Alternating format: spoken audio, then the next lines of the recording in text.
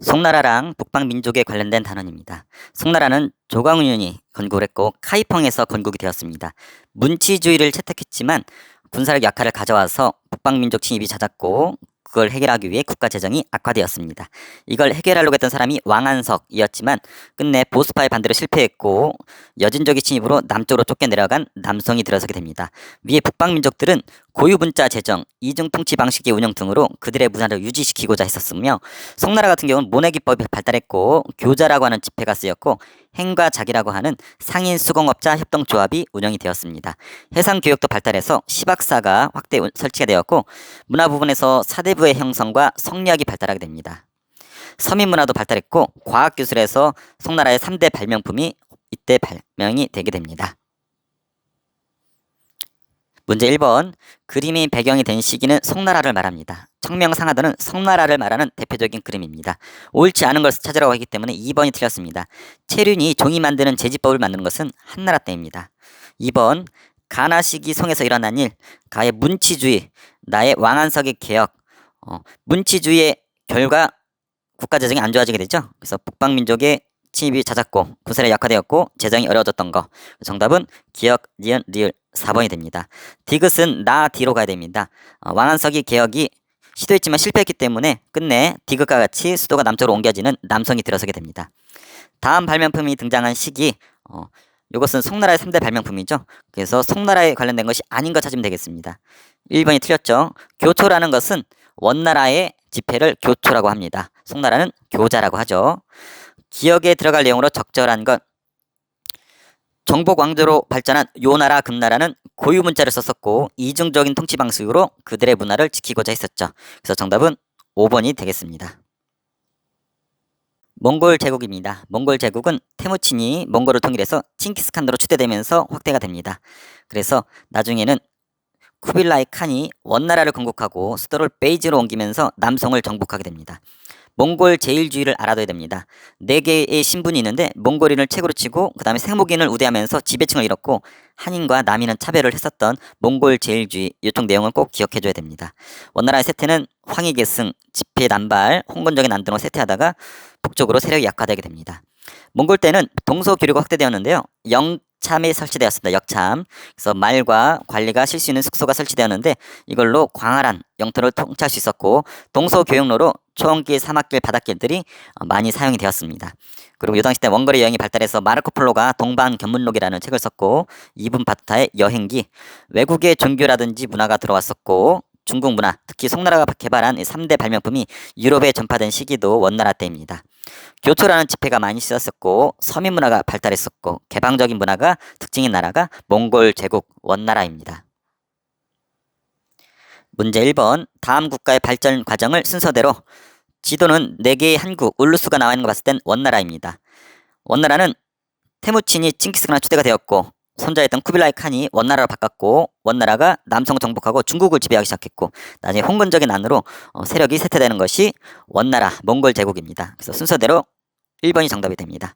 2번. 원대 신분 구성입니다. 몽골 제일주의를 잘 나타내죠.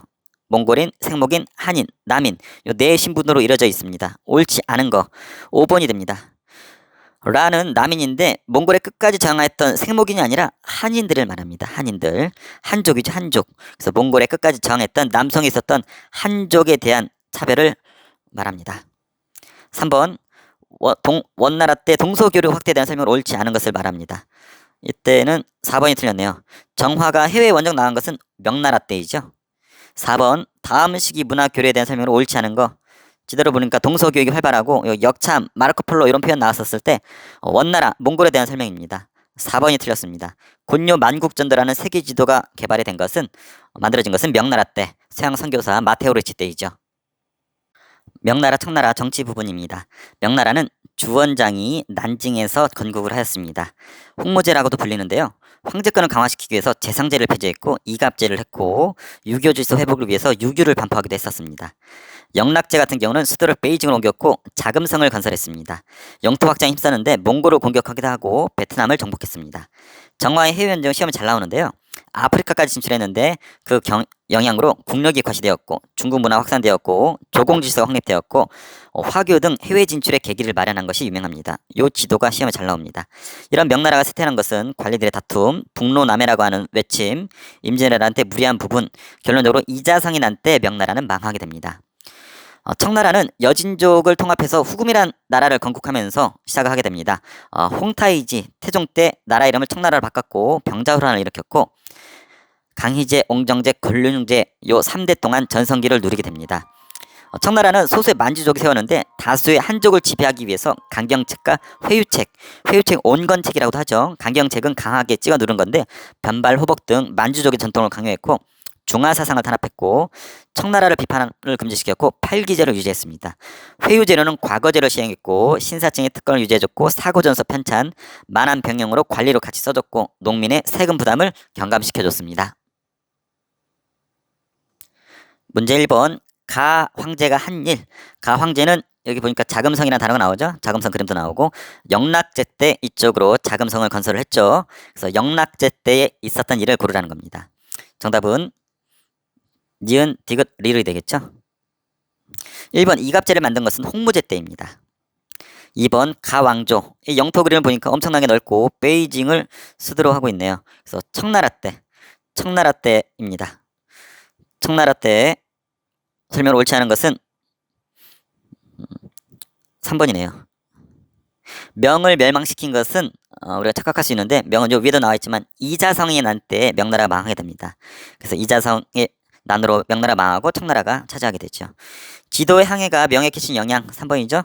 요 보니까 아프리카까지 간 정화의 해외 원정입니다. 정화의 해외 원정이 끼친 영향은 명의 국력을 과시했고 여러 나라랑 조공 관계를 맺었죠.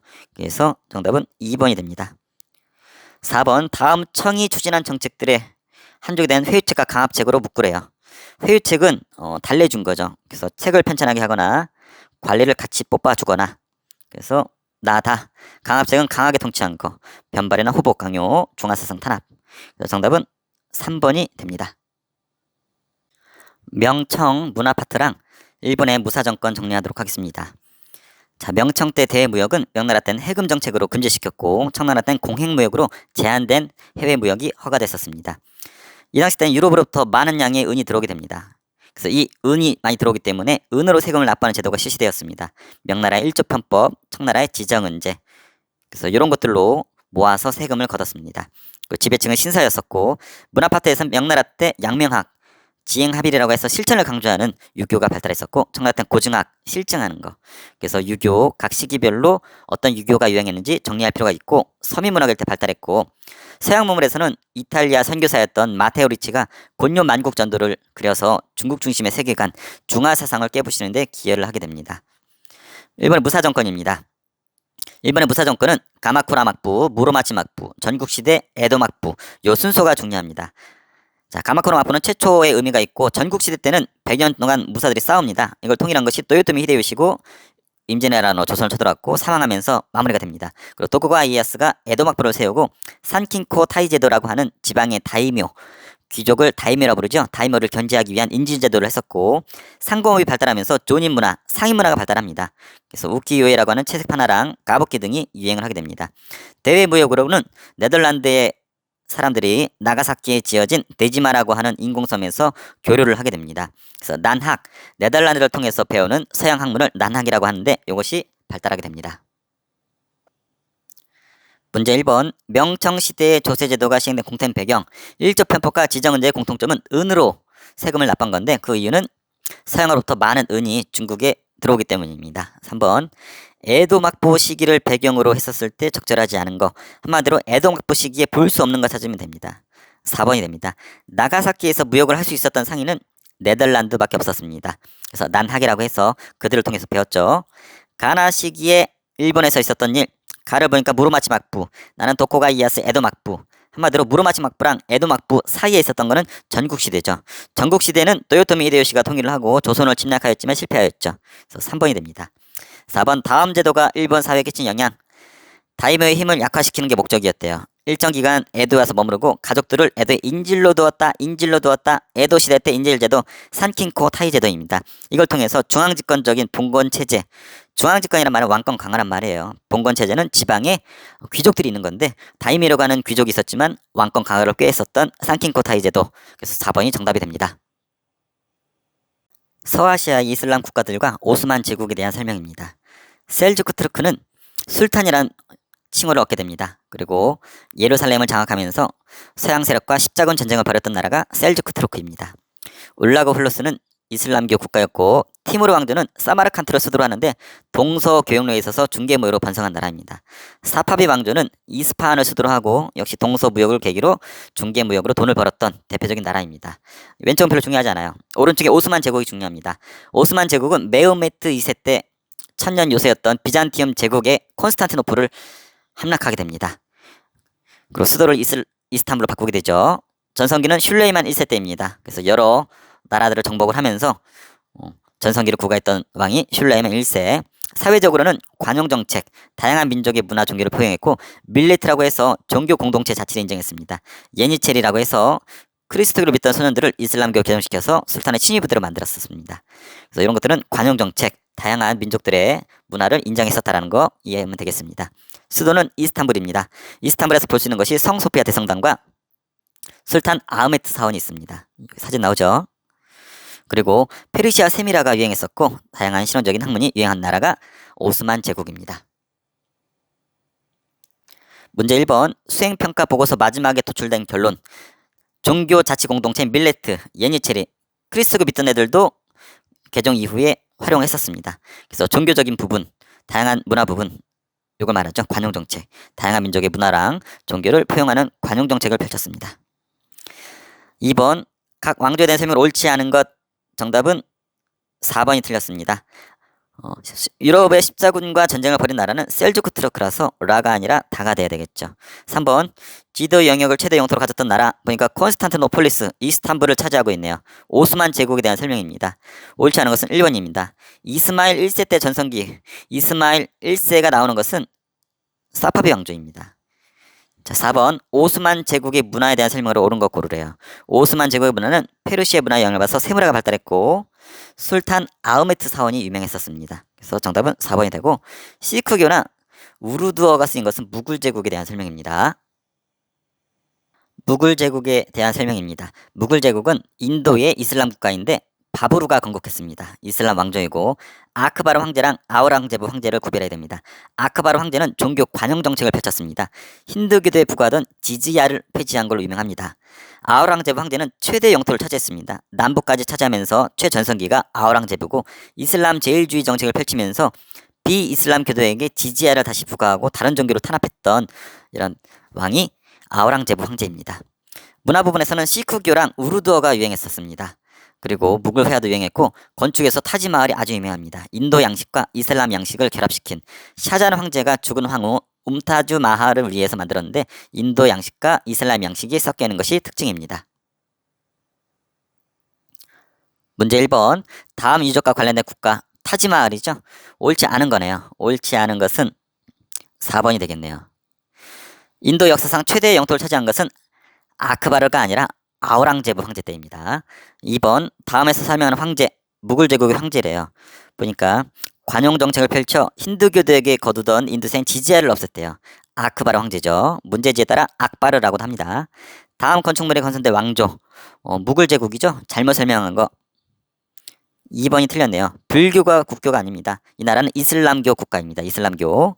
4번 다음에서 설명하는 인물 관용 정책이란 단어만 맡아 알 수 있죠. 인두세 폐지 아크바르 황제입니다. 신앙로 개척 부분 정리합니다. 신앙로 개척의 배경이 되는 것은 동방에 대한 호기심이 증가했습니다. 동방 견문록 등으로 그리고 십자군 전쟁 등으로 동방에 대한 관심도 증폭되었고 지중해 무역을 이스탈리아랑 이슬람 상인들만 독점을 했기 때문에 이베리아에 반도에 있던 에스파냐랑 포르투갈에 불만이 많았습니다. 그리고 나침반 등 과학기술이 발달해서 멀리까지 배를 타고 나갈 수가 있었습니다. 그 전교의 과정은 다음 네 사람을 기억해줘야 됩니다. 바르톨로메오 디아스는 희망봉을 발견했고 바스코 다가마 희망봉에서 인도까지 가는 거. 콜럼버스는 서인도 대륙 지금의 아메리카 대륙을 처음 발견했었고 마젤란은 최초로 세계 일주를 했었습니다. 마젤란 일행이죠. 그 영향, 먼저 아메리카 대륙에 있었던 영향 5가지입니다. 아스테카 문명이 파괴되었고, 잉카 문명도 파괴되고, 원주민을 동원해서 금과 은 등을 약탈했고, 다양한 농작물을 키우기 위해 플랜테이션 농장이 운영됐었고, 그리고 전염병 등으로 인구가 감소했습니다. 그래서 아프리카 노예가 유입되게 되는 영향이 있었습니다. 다음 유럽의 영향 6가지입니다. 지중해에서 대서양으로 무역의 중심지가 바뀌었고, 삼각무역이 대륙을 연결하면서 이내 시행됐었고, 아메리카 은이 중국까지 유입이 되었습니다. 새로운 작물이 유럽에 전파되었고, 물가가 폭등하는 가격혁명, 그리고 상업과 금융업이 발달한 상업혁명 등이 있었습니다. 문제 1번 가다에 해당하는 인물. 서인도 제도를 발견했어요. 콜럼버스죠. 그리고 최초로 세계 일주 마젤란, 그리고 희망봉에서 인도로 가는 항로는 바스코 다가마. 3번이 되겠죠. 2번 인터넷 창에 들어갈 검색어. 자, 보니까 죽을 때까지 이것을 인도로 알았다. 그래서 인디언이라는 표현이 붙여질 수 있었던 배경이 되죠. 이것은 최초로 아메리카 대륙을 발견한 콜럼버스의 서인도 제도의 발견이 되겠죠. 자, 새로운 항로 개척이 유럽의 변화로 옳지 않은 거. 2번이 틀렸죠. 지중해가 무역의 중심지가 아니고 원래 지중해였다가 대서양으로 바뀌게 되죠. 가나에 해당하지 않는 거. 문제가 잘못됐어요. 여기 아메리카의 변화가 아니라 아프리카의 변화라고 바꿔야 됩니다. 신항로 개척은 아메리카뿐만 아니라 아프리카에도 영향을 끼쳤죠. 그래서 정답은 4번이 틀렸습니다. 나가 아프리카라고 그랬죠. 아프리카에서 원주민 부족 간의 결속이 강화되지 않아요. 서로 어떤 결속력이나 단합이 되지 않아요. 서로 노예로 끌려가지 않기 위해 부족들 간의 전쟁이 벌어지고 서로 노예로 팔려나가지 않기 위해 서로 싸우게 됩니다. 절대왕정입니다. 절대왕정은 국왕 중심의 중앙집권적인 정치체제로 16세기에서 18세기까지 이어진 체제를 말합니다. 그 뒷받침되는 사상이 왕권 신수설입니다. 왕권은 신이 부여한 것이므로 반드시 복종해야 된다. 이걸 뒷받침하는 게 2가지 있습니다. 관료제, 상비군, 직업관리랑 직업군인을 말합니다. 이들을 유지하기 위해서 돈이 필요한데 상공 시민층이 지원해주고 이들을 대우해주기 위해서 중상주의라는 것이 실시가 됩니다. 그래서 이런 방식으로 돈을 대주는 상공 시민층을 지원해주게 됩니다. 그래서 절대 군주를 뒷받침하는 관료제랑 상비군, 돈을 대주는 신흥 시민 세력과 기존의 봉건 세력 간의 경쟁이 있고, 중상주의로 시민 세력을 지원도 해주지만 국가의 경제적인 뒷받침을 하고 왕권 신수설로 사상적으로 뒷받침하는 것이 절대왕정입니다. 대표적인 절대왕이 에스파냐의 펠리페 2세, 가장 먼저 절대 군주가 되죠. 오스만 제국을 무찔렀고 무적함대라 불리고, 영국 엘리자베스 1세, 지문 국가와 결혼했다. 무적함대를 격파했죠. 루이 14세의 프랑스는 베르사유 궁전을 건설했고 태양왕을 자처했었죠. 자, 동유럽은 상대적으로 늦었습니다. 표트르 대제, 러시아의 서유럽화 정책을 펼쳤고 수염을 깎았습니다. 그리고 프리드레 2세 프로이센, 상수시 궁전을 베르사유 궁전을 모델로 만들었고 계몽군주를 자처했었습니다. 자, 17, 18세기 문화는 과학혁명이라고 해서 뉴턴 등을 비롯해 과학이 발달했고 이성과 인류의 진보를 강조하는 계몽사상이 등장하게 됩니다. 그래서 로크, 볼테르, 몽테스키우, 루소 등의 계몽사상가 등이 등장해서 뒤에 보게 될 시민혁명의 사상적 배경이 되었습니다. 자, 문제 1번 표에 나타난 정치체제, 절대왕정을 말하죠. 가에 들어갈 것은 절대왕정을 뒷받침하는 왕권 신수설, 그 다음에 경제적으로는 중상주의를 통해서 경제적인 보호무역도 하고 자기들을 도와주는 시민계층을 지원해주게 되죠. 그래서 정답은 4번이 틀렸습니다. 가는 왕권 신수설, 나는 중상주의가 됩니다. 2번 다음 글에서 설명하는 국가의 절대군주, 가장 먼저 절대왕정을 이룬 나라는 에스파냐가 되겠죠. 그래서 무적함대라고 불리면서 해상권을 장악했었습니다. 3번 이분은 표트르 대제죠.